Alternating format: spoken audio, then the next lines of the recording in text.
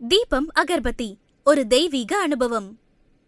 பக்தி கிளிட்ஸ் நேயர்களுக்கு வணக்கம். நான் கலைப்ரியா பழனி. இன்னைக்கு நம்ம கூட யாரு இருக்காங்க அப்படின்னா, சிவவாக்கு ஜோதிட ரத்னா கிருஷ்ணவேணி மேம் தான் இருக்காங்க. வணக்கம் மேம்.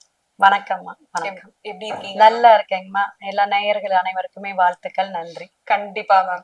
பிராபவ வருஷம் இப்போ பிறக்க போகுது, தமிழ் புத்தாண்டா நமக்கு கிடைக்க போகுது. இந்த வருடம் எப்படி இருக்க போகுது அப்படிங்கிற ஒரு எதிர்பார்ப்பு மக்கள் மத்தியில இருக்கு இல்லையா? சோ எப்படி இருக்கு மேம் இந்த வருடம்? ஓம் பூச்சியாய ராகவேந்திராய சத்திய தர்ம ரதாயச பஜதாம் கல்ப விருஷாய நமதாம் காமதேனிவே. ஸ்ரீ ராகவேந்தருடைய பொற்பாதம் தொட்டு வணங்கி, குரு வாழ்க குருவே துணை. பராபவ ஆண்டு சித்திரை அப்படிங்கிறது தான் நமக்கு தமிழ் புத்தாண்டாக சூரிய பகவான் மேஷத்துல உச்சம் பெற்று ஆரம்பிக்கக்கூடிய ஒரு அற்புதமான விஷயம்.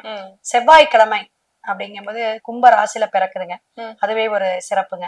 லாபஸ்தானம் சொல்லக்கூடிய கும்பத்துல பிறந்தாலும் ராகு பகவான் அங்க சஞ்சாரம் பண்ணிட்டு இருக்காரு.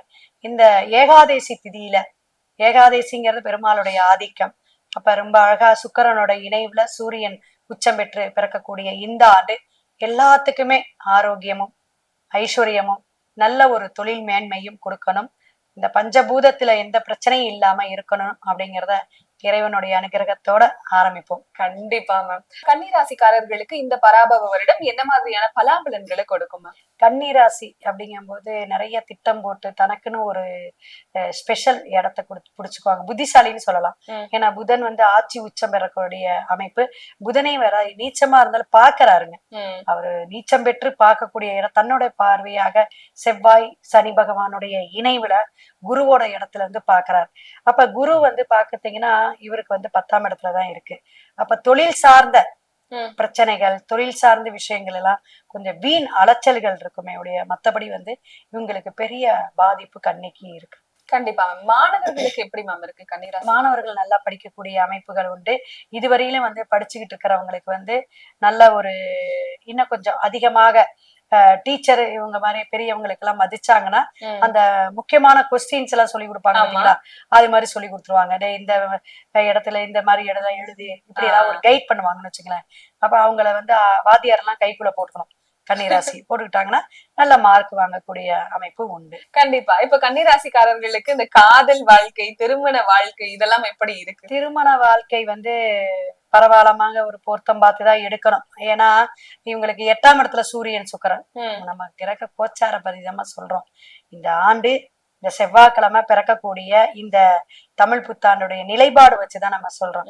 அப்ப சூரியன் சுக்கிரன் உச்சம் பெற்ற சூரியனோட சேர்ந்து இது பண்றதுனால ஒரு கௌரவமான ஒரு கல்யாணம் நடக்கிறதுக்கு கொஞ்சம் சிரமப்படணும். அதே போல ஒரு சின்ன சின்ன இடர்பாடோ ஒரு சின்ன அவமானமோ, நம்ம எதிர்பார்த்து அங்க போனோம் பொண்ணு பாக்க போகிற இடத்துல அவங்க கடைசியில குடும்பமே வேற மாதிரி, இவங்க சொன்ன விதம் வேற. அங்க ஒரு மேட்ரிமோனில போடுவாங்க, அவங்க புரோக்கர்ஸ் சொல்றாங்கம்மாங்க, அங்க போனா எல்லாமே தலைகீழா இருக்கும். அப்ப இந்த பையன் எல்லாமே பாருங்க எல்லாம் பொய் சொல்லி வச்சு செஞ்சுட்டான் அப்படிங்கிற ஒரு சின்ன சின்ன கெட்ட பேரு அவதூறு அலைச்சல்கள் வரும். திருமணம் சார்ந்தது எப்படின்னா அலைச்சல்களை கொடுத்துட்டு அதுக்கப்புறம் சரியாக வரக்கூடிய அமைப்பு இருக்கும். அலைச்சல்கள் இருக்கும், ஆனா சரியான வாழ்க்கையும் நீங்க தேர்ந்தெடுத்துக்கலாம். கண்டிப்பா. இவங்களுக்கு இந்த பணவரவு கடன் சுமை எல்லாம் எப்படி மேம் இருக்கு? கடன் சுமைகள் அப்படிங்கும் போது படிப்படியாதான் குறையக்கூடிய அமைப்பு அப்படிங்கிறலாம். அதே போல இந்த வண்டி வாகனம் வாங்கக்கூடிய அமைப்புல இமை கட்டுறது இதெல்லாம் இவங்களே இனிமே வரக்கூடிய காலகட்டங்களும் வரலாம். சோம்பேறித்தனம் பார்க்காம இவங்க உழைச்சாங்கன்னா நிறைய பணவரவு விட்டுங்க. ஏன்னா இந்த 10ல் ஒரு பாவியாவது இருக்கணும்பாங்க. அப்ப குருனால குழந்தைகள்னால இடமாற்றம் தொழில் மாற்றம் உண்டு. வருமானத்துக்கான ஒரு வாய்ப்புகள் அதிகமாக உண்டு. ஆனா வாய்ப்புகளை நழுவ விடாம இவங்க தக்க வச்சுக்கணும். இது கன்னிக்கு ரொம்ப ரொம்ப இம்பார்ட்டன்டா நம்ம கொடுக்கறோம். கன்னிராசிக்காரர்கள் இந்த பராபவ வருடத்துல சிறப்பா இருக்கணும் அப்படின்னு சொன்னா என்ன மாதிரியான பரிகாரங்கள் செய்யலாம்? பரிகாரம் அப்படிங்கும் போது கடகத்துக்கு என்ன இந்த கோயிலுக்கு பெயிண்ட் அடிப்பாங்க பாத்தீங்களா, அந்த வெள்ளை சிகப்பு காவி கட்டுவாங்க, அந்த மாதிரி கொடுத்தாலும் சரி. உள்ளார பெயிண்ட் பிரகாரத்துக்குள்ளார அடிக்கிறதுக்கு இந்த மாதிரி ஒரு கைங்கரியத்துக்கு உங்களால முடிஞ்ச பண உதவியோ அல்லது பெயிண்ட் டப்பாலாம் வாங்கி கொடுக்கறது, சுண்ணாம்பு வாங்கி கொடுக்கறது, இது ரொம்ப ரொம்ப நல்லா இருக்கும். ஊனமுற்றோர்களுக்கு ஸ்டிக் வாங்கி தரலாம். இந்த இரும்புல கைத்தடி வாங்கி கொடுக்கறது, நடக்கிறதுக்கு அவங்களுக்கு ஏதாவது அது மாதிரி வாங்கி கொடுத்தா ரொம்ப நல்லா இருக்கும். திருநங்கைகளுக்கு அவங்களுக்கு வந்து ட்ரெஸ் எடுத்து கொடுக்க, சாப்பாடு வாங்கி கொடுக்கலாம்.